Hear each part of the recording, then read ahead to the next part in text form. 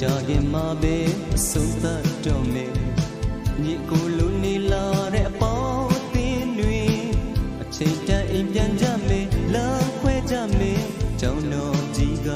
တို့နေနေလေ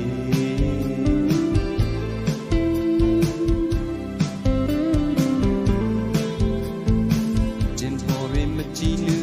ဆွေပေါ်ခွေငိုတန်တွေပရဝုံချေလွမ်းလို့နေအချင်းရဲ့